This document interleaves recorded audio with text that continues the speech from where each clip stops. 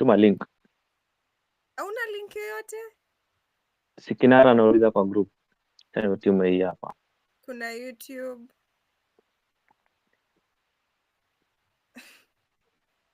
Oops.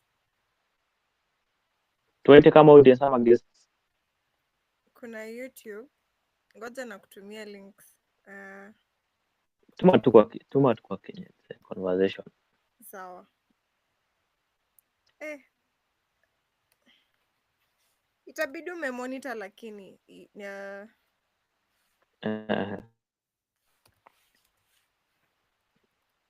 acha niangalie LinkedIn.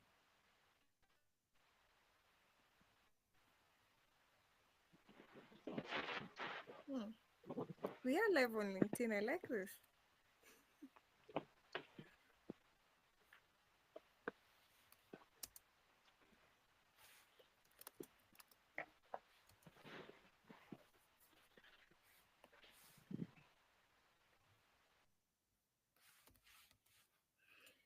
Hi, we start.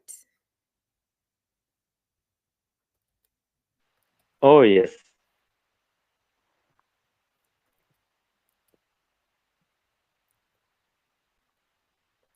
Hello and karibuni sana to Kenyan Design Conversations. Chatwani. Yeah. So, 85% of designers say they felt lost, or may feel unsure about their careers at least once, including myself, that is. Nakumbuka nikikaa kwa room yangu, nimefungwa lapi obviously, and naangalia tu hivi Figma, yani I can't get it right. So, nilikuwa nashindwa if I am really meant to design ama niwache nitafute ingine. Ningekuwa hata mkulima, you know. But then niko hapa bado na design and I'm doing it alongside building this incredible community, KDK. Yeah, alafu inanikumbusha daily that si lazima tukuwe tumeifigure out like all the time. We just need to keep showing up. We need to keep learning. We need to keep supporting each other. And that's why we have KDK, by the way. So today's session is for every designer who's ever asked, am I doing this right? So let's find those answers together. Na kama kawaida, I have with me my amazing co-host. My co-host. Oh yes. Hello everyone. Yeah. Today we live. It's our first time being live anyway. Ama? It's not our first time being live, but it's our first time being live on camera. Niwaambie uliniforce? Siwezi mind. Sawa. Lazima tujue founder ni nani kwanza. Anyway, Mariga here. And hebu tusikie leo sasa maswali zenye watu wameuliza, kwanza tujibu hizo maswali. Kwanza nimependa the way umeambia watu how you started up to where you are right now. It's few words though. Well, haikuangi an easy story to tell.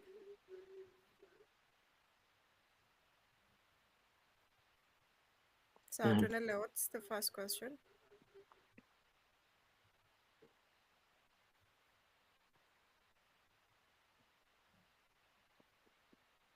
Oh, first question is, navigating the screens, Joe. What's the best way to start to get in your UX design? Well, I don't know. I'd feel like mimi ningeambia anyone apitie course, especially course ya Google Coursera, the UX course. But then, to be completely honest, I did love it wasn't a smooth ride, but I did love the fact that I had to fumble through YouTube and people's articles and conferences and sites. Juu at least I had some knowledge, except ilinidanganya that I knew what I was doing. So by the time I got a hold of the UX Coursera course, I was able to piece stuff together. Now, kama unaanza mi ningesema uanze Coursera course. However, you might si rahisi ku it's not easy to understand, but if you're really interested, you'll understand it. Plus, the Coursera course has a very structured way of like from tunaanzia hapa, tunaenda pale, hivo hivo. You need to know this. Normally, this happens. Yeah, I like, and then they also update their course over time with as vitu zina improve. Yeah, they also improve. That's what I would say. The best way to get started, iwe anza na course. But anyway, mi niko na controversial question. Mi sikuanza na course, but I learned the basics. Nili learn from Instagram. Nilikuwa na duplicate vitu za watu and then nikajua kuna color theory na nasoma color theory and everything else. So ina depend maybe mahali unaanzia.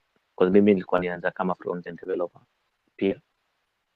Mm, Yes. interesting. Like I was from front end development and then I went to design. Na mahali niko it's unforgettable story anyway. Yes.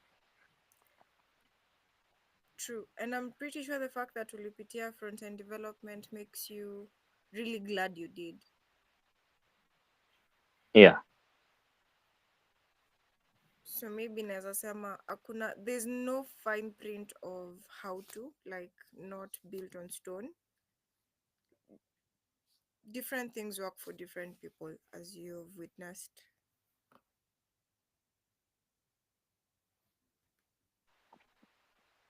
Anyway, okay. Kuna hii swali lingine nauliza. How do you build a portfolio with zero client? I would say um number one, there are a couple of options by the way. Number one, you could volunteer. Um it depends on what you're volunteering for. Volunteer for your local store. Kuna store hapo nje maybe ndo imeanza na hana site. Mtengeneze site, at least hapo utapata referral, utapata experience pia. Kuna your tech communities, the open source ones, volunteer for them. Mwambie, you guys maybe are doing a good job. How about we create your site for you? You can also volunteer for your friends and family. A lot of people have businesses out here and they possibly don't have sites. Hauwezi kosa. The second thing would be try doing open source design projects and documenting that on your portfolio. Though I've not seen a lot of open source design projects, though there is an open source design community I saw.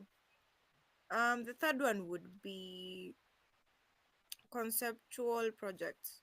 So figure out a problem. Personally, I was building a problem related to the fact that I detested manually tracking my transactions and ilikuwa inaniboo tu. Number one, ile guilt tu ya the fact that I have used this money and I have to go back and account for it. You see, the second thing is it's a little tedious. I have to go back and account for it. So niko hapo whether it's pen and paper or it's me now manually doing it kwa Excel, Google Sheet. Now imagine nimeenda shopping maybe ya mwezi ama ya miezi mbili, just an example, and I have to write all of that on my Google Sheet kidogo. So I ended up creating my solving my own problem and documenting that. You can as well solve real world problems you see out here. um a real world problem. Let me see. What problem are we facing right now? Ah, there's a lot of political instability in Kenya right now. It's not Sisiri. So think about maybe civic education. How can you improve the civic because a lot of us have not read the constitution, truth be told, and so we are a little gray when it comes to things we need to do or how we need to maneuver through around some things. And so maybe you decide, I will educate people through maybe an app or a website. Wenda utafanya research ujue the best medium you can use. You can even use SMS. Again, wenda designer, wenda utafanya research, but then again you would have solved a problem, and you document this really well on your portfolio. You're good to go. Niko number 4 or 5 would be looking at an existing application. For example, I like using the M-Pesa sana. I don't know why, but maybe because I love money. Who doesn't? But the look at the M-Pesa app if you're using it, or the My Safaricom app if you're using it. Figure out, because I saw a designer called Philip on Twitter do this as well. He created amazing designs and posted them on X. So what you do is you figure out ni nini what problem are you seeing there and how can you solve it. Yeah, uko na ingine Mariga? Niko na mingi. Mm-hmm. Yeah, but I like that. I like that. It's very insightful. And do I need to know code? Are you a programmer first of all? Am I a programmer? I know code. I know code, but I do not write code, and I am no Are engineer. you saying I'm you know not no software developer. code? Like I you do mean not like know how to no code. code? I know code. Unatuchanganya. Nauliza swali yako. Sasa sawa, kuna you know code but you know code. Oh, haujui code but you know code. Sasa eh, hebu I used to tuelezee write code. kwanza. I used Ehe. to. Keyword used to. So unajua code si kitu unaenda for months without doing and then come back and think you still know how to do, you still need to refresh your mind. So when it comes to writing code, I will apologetically say I do not write code. However, I know the nitty-gritties around it, the basics. So I would know what's actually possible, and not entirely, by the way, but I'll know at least I'd know inanisaidia kujua how to design things that I am pretty maybe 80% sure that can be developed. And when I'm not so sure, I usually ask a developer. I usually ask Mariga here as a developer. So most of the time, I'll ask Mariga, do you think this is possible? And I'll add, in terms of sometimes when I need to know some uses of elements or components, I'll ask. So I remember asking Mariga, is it easier creating a pop-up? Was it a pop-up or a model and a bottom sheet? And he was like, it's the same effort. And then I'm like, okay, so unaweza advise aje ni create model for what na pop-up for what? So they can also really help. But a lot of people right now are saying, including our previous guest, one of our guests, Ian, if you've had his podcast, he insists on learning how to code, and you learning how to code being essential. While I haven't started learning how to code, I would say I'm using Webflow right now, which is a low code tool.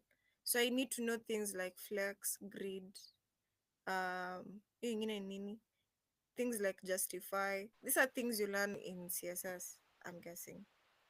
Nimejibu swali yako ama nimeenda overboard ama sijajibu at all? Ume, umeenda overboard. Lakini Sawa. ushajibu juu alikuwa anauliza how do I need to know how to do I need to know how to code to be a UI UX designer? But Yeah, ushajibu si lazima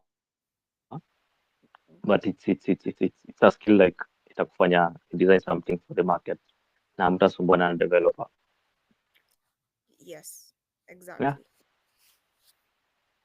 Anyway, how do you overcome imposter syndrome as a new designer? Mi Whether you're naweza a new sema kwanza, designer, uh, kitu ya kwanza tu probably to feedback.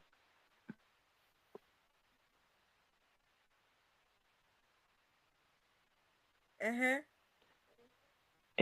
To overcome imposter syndrome when you design something, wewe unaona tu wenyewe hii kitu inakaa vibaya, but if you post in the KDK community, someone tells you, hey, maybe go learn at this on YouTube. I'ma do this and this and this. okay. Unaona, Um, uh, unakuja kulearn like ulikuwa nadhani unajua kumbe ujui, na maybe kumbe unajua na venye uko mwambia watu unajua, depending on the feedback umepewa. Anyway, you are right actually. back to Hata inanipea swali ingine. So, having imposter syndrome is me actually not being able to, niseme aje? As in, the fact that I have imposter syndrome inaweza fanya hata niogope kuitisha hiyo feedback. Unanielewa? yes.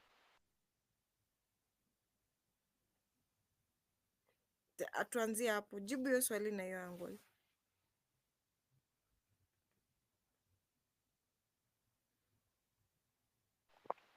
Nikijibu swali la hiyo ngali inamaanisha hivi, Mm-hmm. if you're not ready to take feedback, unaona, you won't be able to post your first thing, you won't be able to ask the first question, so you're afraid even to be asked the first question. Mm-hmm.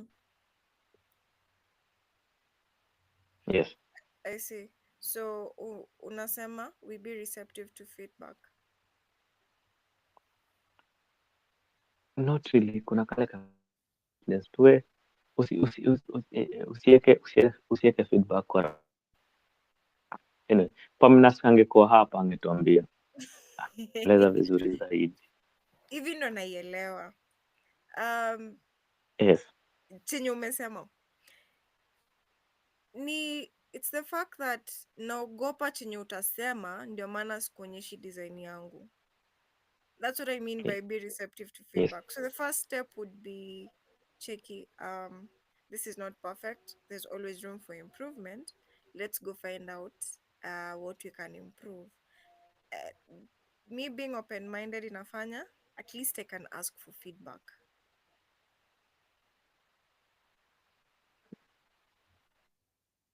Yeah. Yes. Yes. So I like Yeah. that point.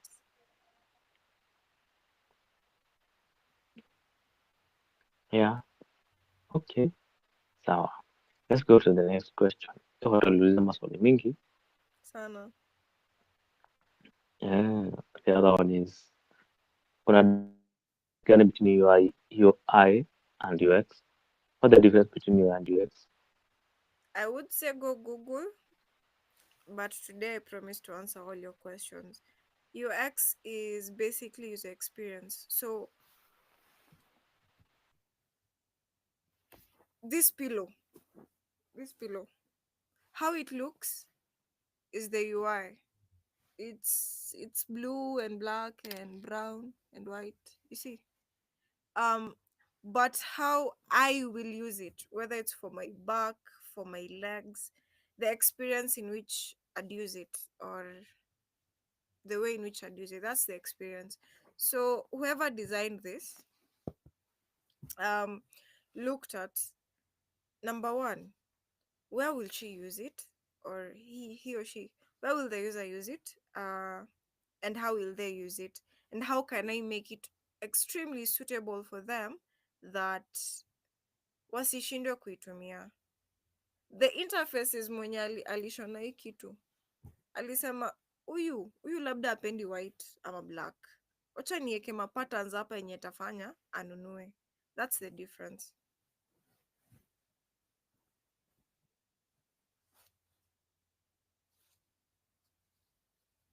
Yeah, your explanation makes a lot of sense. Hey, inafanya nikiwa ni kama na feel kwa class 3 hadi naelewa hiyo swali. Sawa, anyway, nice one. Should be my Uh-huh. teacher one day. But anyway, sasa kama designer, what are the most essential I need to learn first? So, if I was seated with Felix right now, Felix Mboya is one of we've had him as a guest. Ni ni episode 2 haijatoka, itatoka soon. He would tell you to learn Figma first. I, however, have a different opinion.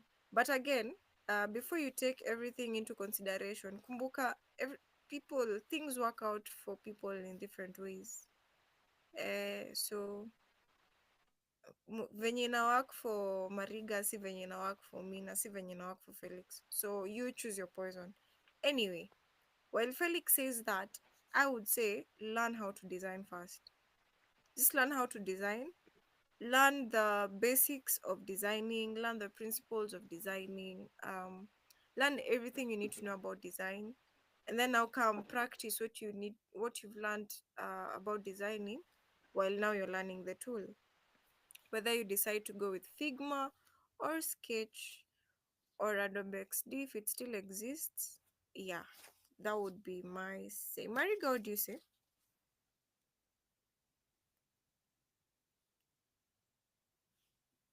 Yeah, sure. You said everything. I think I don't have anything to add on that. Mm-hmm. Yes.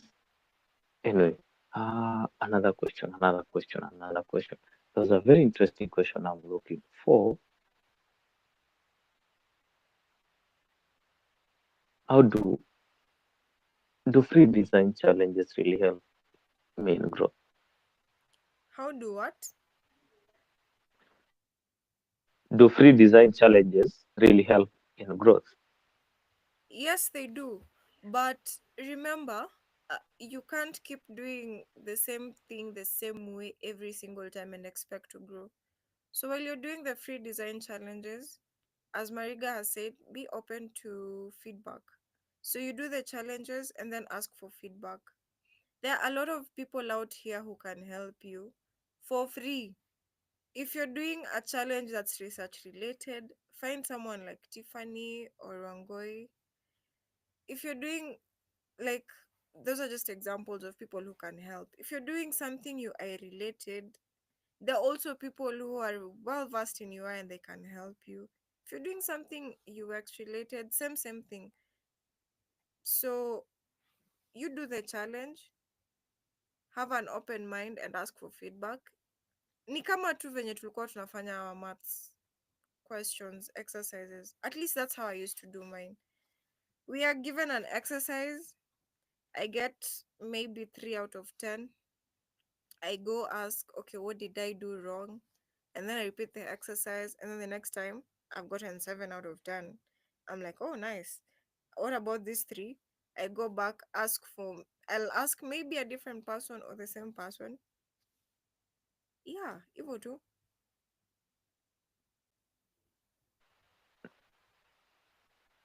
So ni mdogo mdogo tu. And then but anyway, wanasemanga hivi venye umesema hesabu is to try. So the moment you continue learning pole pole, you get to understand. And also it adds up to, like when you're designing for free, you haven't gotten a gig. You get to learn.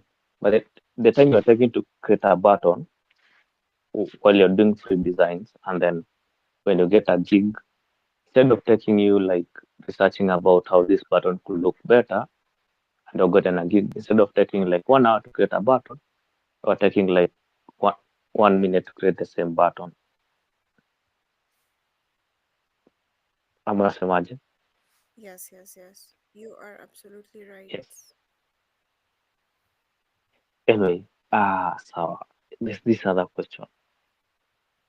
How can I get feedback on my work if I don't have any designers. Hey wadau, kwana mjasikia Kenya Design Conversations?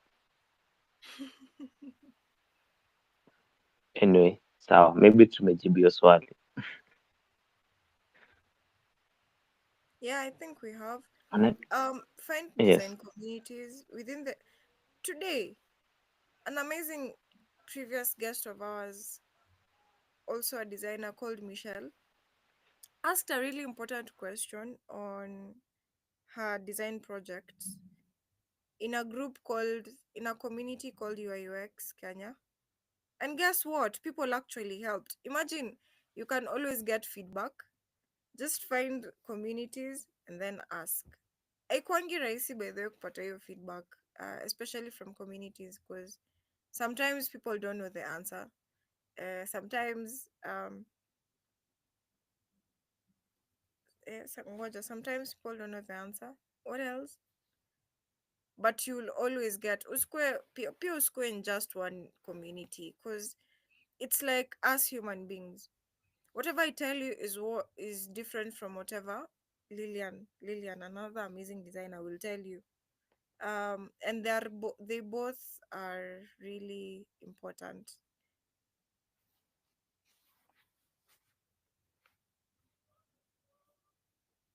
Mm-hmm.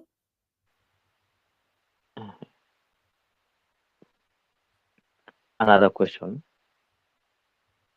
What is what's one thing I should avoid as a beginner in UI UX? Interesting question. Interesting question.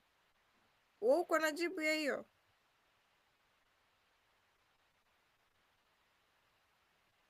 Ya kwanza, Mm-hmm. eh, usianze ku price yourself if you don't know your value as a designer. Mm-hmm. Yes, hiyo inakaa yenyewe umedesign mobile ya space kama tatu, unasema mi siwezi taka kulipwa hii pesa. Umedesign tu, probably like you have to build that. I don't know how can I put it. Like it's a skill. And how you price yourself is based on hii button umelearn create in 1 minute, but it took you like 3 hours to learn how to create that button. Instead of creating 3 screens in 1 day, na kesho kutwa it will take you like 3 days to create the same 3 screens. That's why like Isque, one thing you're supposed to avoid is overpricing yourself as a designer. Like learn how to value your design because it's an art. That's why ile art imechorwa na mkono, nasikia mtu anakwambia this price, are like okay, yes, and you pay for it. Yeah. What can I say about that? Yeah, I see your point. I do see your point. I would say as well, avoid undervaluing yourself as a designer. Tafadhali, if you feel like you are not ready to take gigs, don't take 5,000 shillings gigs or 10,000 shillings gigs. You are spoiling the market and your reputation as well, because if your designs are not up to par, well, it won't say something really good about you out there. Unless you're volunteering again.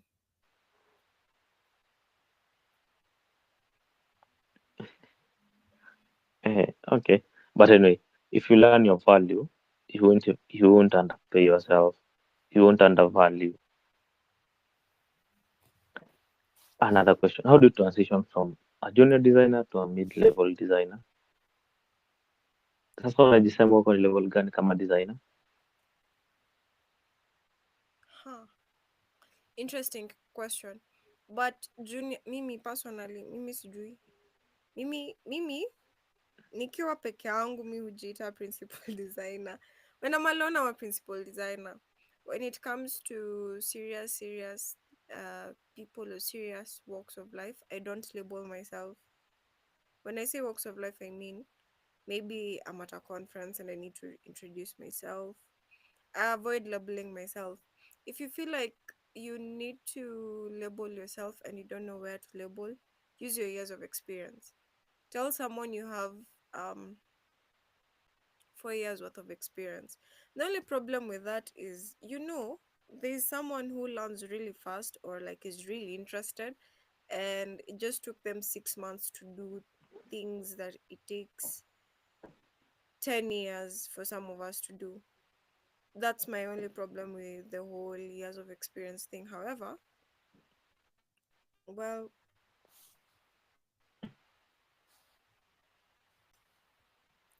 again, I will just shy away from that question and call myself a product designer and leave me being a principal designer for my manifestation in the bedroom.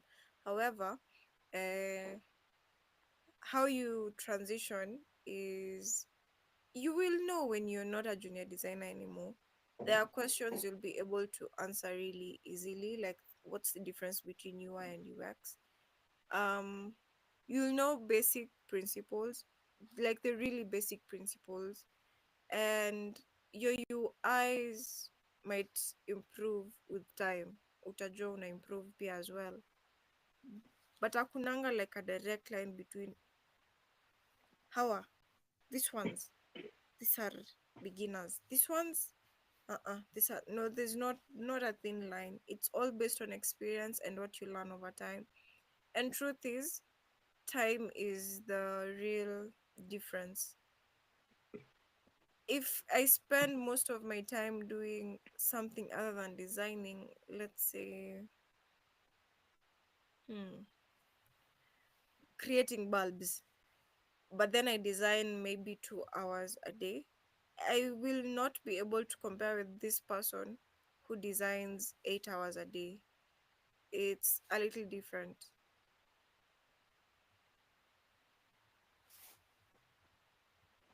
Okay. Yeah. Anyway, I won't say much because I'm not really depth into designing like you are. Based on that, another serious question: what Mm-hmm. makes a senior designer stand out? It's not just a senior designer, by the way, just any designer. So every designer out here um, can design. It's easy for me to pick uh, Netflix, the Netflix homepage, take it to Figma, and decide I'm replicating everything from the nav bar to the buttons to the text, and it might look exactly the same. Of course, there are few differences, maybe with the spacing, but if you're like an excellent designer, you might get it right. You see, but that does not mean I'm an Yeah. excellent designer. So you have to learn a few things that will make you stand out. Like storytelling is priceless. The art of storytelling, my friends, is priceless. This is something I'll just keep singing. Just go learn how to storytell and use it everywhere you can, from especially in your case studies. So a recruiter or a hiring manager or your potential client has spotted your portfolio and has gone to your portfolio, and now they're here all curious. That's why they even like found it in the first place. And then they notice they can't actually understand your portfolio. Like, yes, your screens look dope, but they can't understand what you did. Wa ulirusha hapo ndani ma design jargon. It becomes a little hard for them. So me, I don't know. I feel like storytelling goes a long way. There might be other stuff, but personally, I feel like storytelling goes a long way. Maybe Mariga has something on the topic. Really. Uh, no, what makes is it's one thing. It's one thing. You see, like we have been used to Google in terms of our search engine, And then when you search, kuna images and everything else, and there's now AI. No, not AI, ChatGPT, where you type something and it gives you everything. In the terms of use being a senior designer, probably look more into the user experience so deeply, but to make everything so easy and it's very appealing like a designer. So at the end of the day, unapata, oh, you get like it, even if you're transitioning from you're used to seeing visuals to just text, but right now it has come to with image generation. But to get to relate with either sides, and if you go back to Google, you can still get the same, but you can reference to the around. Probably that if that as in someone with a different thing but feel the same way, you know, could differentiate was senior design. Mm, exactly. Yeah. Anyway, so ni kama to designer, you make something unique probably, but how you're making it, you anyway. There's this question. It's very interesting. How can I mentor junior designer without micromanaging?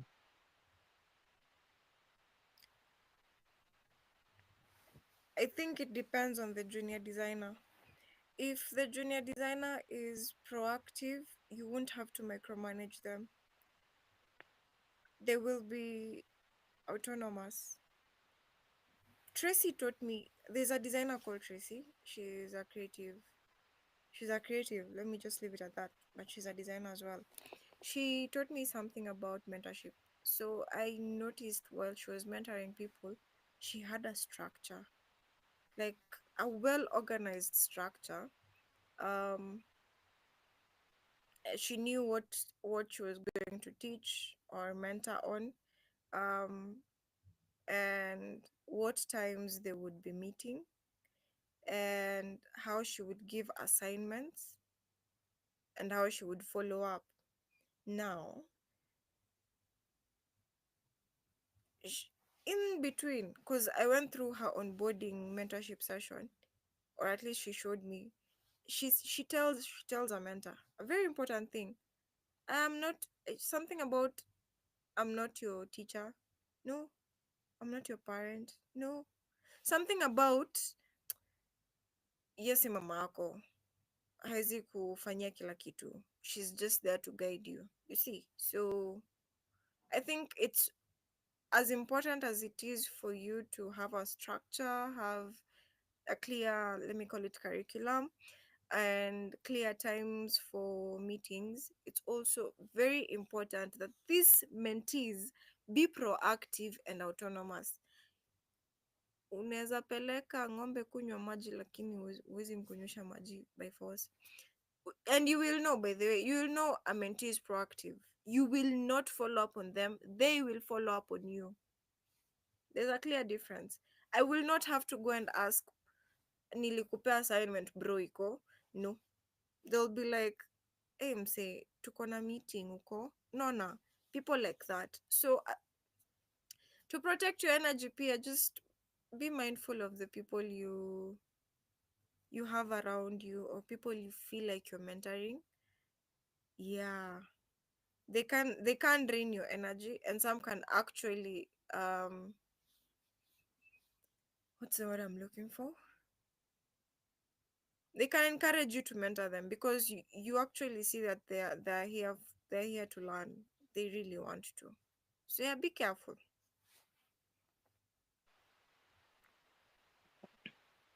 Yes.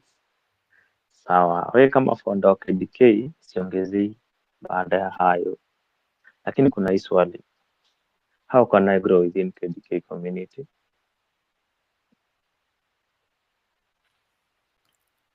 Just join kwanza, jivinjari, hatupeani juice lakini tunapeana mawaidha. So when you join the KDK community, you will get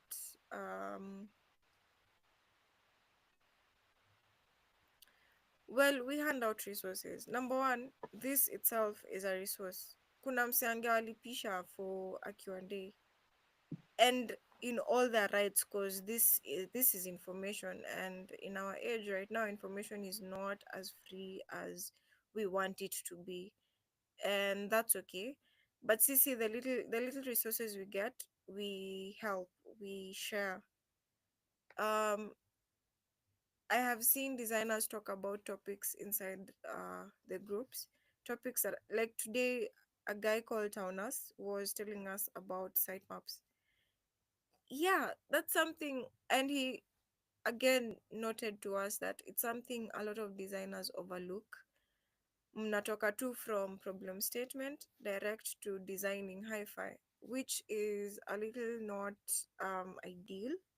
And so he was like, well, build a sitemap, you will have like more than you will have like 17 revisions, just to quote him, which is true, because I have gone through that. I have gone through doing a website and an application without a sitemap, and I regretted it.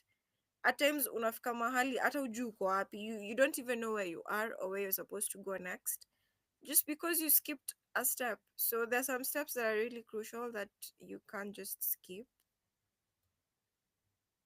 Yeah, KDK brings you that, actually. Free knowledge, free resources. You can ask for feedback as well. I know this guy who's been improving ever since he started asking for feedback. His name is Collins. His name is Collins Wanjiku. Yes.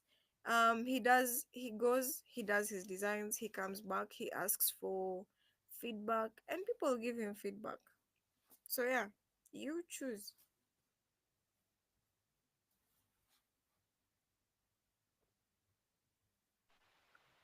Anyway, uh, conversation list and people listening, welcome to Kenya Design Conversation.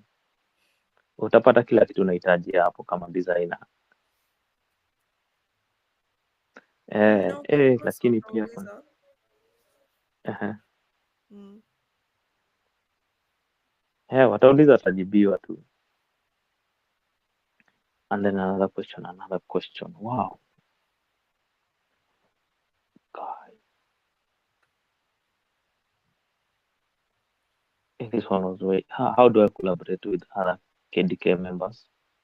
Ni kuja into community, Yes. si ndio? Yeah. Eh. And the last question, how can I grow myself personal? How can I grow my personal brand with help from KDK? First of all, kuna hii episode ya Gloria Mwendwa talking about branding yourself as a designer. Sikiza hiyo. You'll know how to brand yourself with the help of KDK. Anyway, Chantal, you can tell us more how you brand yourself as a designer. Hata mi nitawasukuma tu kwa hiyo episode. It was a really enlightening episode. I don't think I can wrap everything around what Gloria told us about personal branding. One thing I would tell you though is that it's really important, and it gets your clients faster than you can imagine it does.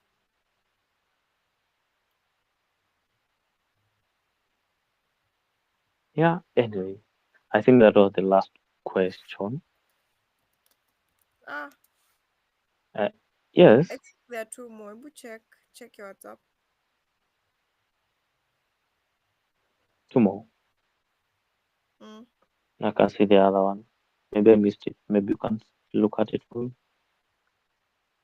So there is the one, unless tushajibu, but this guy asks, his name is Bernard, he asks what skills or certifications are required in order to get hired by good paying companies. Kuna jibia hiyo? Uh, anyway, acha niongelee from a from a Developer's developer perspective. perspective. Exactly. It's about the skill. When it comes to tech, it's never about like as a designer, it's about the art, being an artist. How do you design? You get do you, Do you nail it to the point? Like if is like, are you using the, if you're given the pencil to draw my face, can you draw it to the last point and it looks like it's me? But certification is important also, because you get, when you see, if you're going to a corporate job, and you've learned design, you can get to understand how everything moves in that direction. But art is important, but certification is an advantage. It makes you to be above the crowd. Yeah. Yes, you're right. And just to support your answer, it's that yeah, skills are really important. Know the basics, know UI, design, understand research, understand how to ideate and brainstorm, and figure out how to solve these problems. Iko hapo katikati ya UX na I mean research na UI. Then understand the tools so that designing won't be hard for you. Now, ukianza ku advance, you start understanding design thinking, problem solving, right? And then mahali hapo, you also understand how to integrate the business goals with design. And then the basic skills. Well, everyone calls them basic, but they're not easy to learn. So communication, mainly communication and storytelling, presentation, which also has communication in it. And the most important one is the ability to articulate your design decisions. You need to be able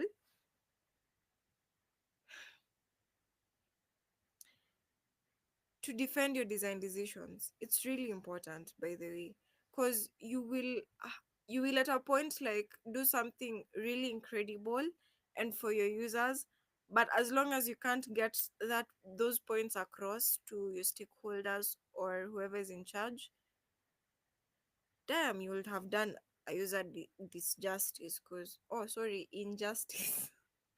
Because yeah, they won't just get out there. Wait, I have another question. I think the last one. It was Uh-huh. what is a designer's salary in Kenya from intern to lead designer or product designer? Do I let you guess this before nijibu? Sitaki kuguess, lakini Mm. eh, tuanze tu hivi. For example, like an intern. I've seen interns being paid around 15K, or from 0 shillings to 15K. Eh, And probably you're wearing every hat, yes, from being a graphic probably. designer to being a designer to being a, probably close to being a front end designer also. You're being paid Yes. between 0 to 1,500. And I know some designers being paid up to like a 250,000 a month. Atuongelei interns anymore. Sasa ina range up to a Intern quarter haizi million a lipa month. quarter Si intern. million. Si intern. Ami nimesema like ile venye nimesikia. Yes, yes, yes, Anyway, yes. si hata sahi mtu akiamua kuwa intern KDK na vile akija, it's haina Labda pesa akuje sahi. kuvolunteer Probably jamani, hatuna pesa. Don't give people ideas. si full ideas, ni ukweli. But anyway, si set apart experience lakini. So you're right, by the way. A product designer gets up to I think 1.2 m annually. So that's around 100K monthly, I'm guessing. Some. Interns again 0 to 50 depends on the company you're working for. Unaweza pata 0, which is fine because you're learning and you need experience, and you need experience in your resume and your portfolio. But if you are really lucky, you get paid. And if you're lucky enough, you get paid really well for an intern. But an entry level gets around 70K. A mid level gets around 200 to 50. Well, wacha nianze 180. So 180 to 250K hapo. Um I'm talking about people who understand the value of design. Unajua unaweza enda kwa kampuni wanakuita mid level na wanakulipa 50k. My friend. No. Mm-mm. Anyway, a senior designer gets around 250 plus. So 250k, 300k, 400k, 450. It depends on where they are and how they're playing their cards. That's around 3M annually. But I think Nali designer anapata around, again, same range. Um but this is just in Nairobi. When you get paid by a company abroad, a senior designer might get around 450k per month, and a lead designer might get 500, 600k per month. So yeah. um but again, guys, these are not factual, as in they're based on different people from different companies. From These are just like ranges. Msiende mkasema mnanilipa kidogo mnafa mi sijui budget ya kampuni una work for. But I think the one I love is freelancers. Freelancers get, it depends. On a good month, they can get possibly 8,000 US dollars. How much is that? Around a million a month. And of course, on a bad month, they might not get clients. So peer freelancing is a little tricky.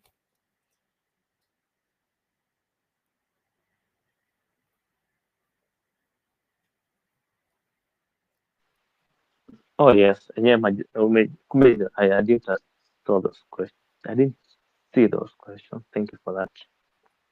But anyway, kai, kumbe designers ulipwa vizuri. But Ni kujua developers tu venye mnalipa vizuri unajivalue kwa zaidi. position. Hata usicomplain. Umesikia nikicomplain? Sawa. Thank you. Anyway, it has been a good one.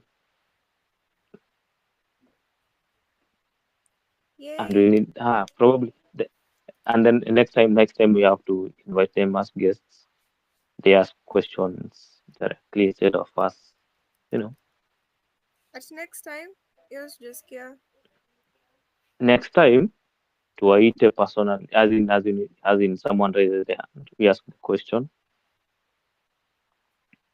Yeah, it will be more lively than us reading the question than me reading for you the questions, you know. But anyway, Andrew Sawa. amesema ameenjoy session. Terry pia amesema Terry amesema I've enjoyed the session. Andrew said thank you very much. Oh, thank Yeah, you. anyway, it has been a good one. You're welcome. So I hope today reminded you that no question is too small, no dream is too big, Kama ndo unaanza, like you just started, or you've been designing for years, or like for years, as in 10 plus years, or you're like me, you're somewhere between 4 to 6 years. There's always more to learn and more people to learn with, you see. So the beauty of communities like Kenyan Design Conversations is that we grow together, we fall together, we rise together, you know. So you just keep designing, you keep asking your questions, you keep showing up. Utapata breakthrough yako. Hapa tu, sooner or later, just one question away. So other communities I would recommend, highly, highly recommend, is the UI UX Kenya community. It's really full size. I don't know, but it's really nice. There's the Figma Kenya community as well, and graphic designers in the house. Kuna GDAC kama umesikia, kuna arts and design. There are a couple of communities. I think I'll do a whole blog about that. Ndio msikae mshindwe mnafanya nini ama wapi, Anyway, Usisahau thanks for IDT. hanging out with us. Usisahau IDT. Kai, I apologize. Kuna young digital talents. Au kwanza wanafunza more than just design. Wanafunza everything digital based. From coding to virtual assisting to how to just do a screenshot. Like they take you, they actually handhold you. So, yeah. Thanks for hanging out with us. If you've reached here, you've really loved the session. Share this with your friends, like, subscribe. I've been your amazing host, Chandarata. And Mariga, Mariga here. And before I close, we have another comment from Mungai Peter. yes. Kwanza, the community leader for IDT amesema the session imekuwa fiti. I've learned a lot. Great work guys. Yeah, asante sana Pila Peter mwenyewe. Yeah, the founder of Thank On you. This Hub. Yeah, thank you. It has been very amazing. Mariga here. And I think we can close it from here. We see you next time. Bye.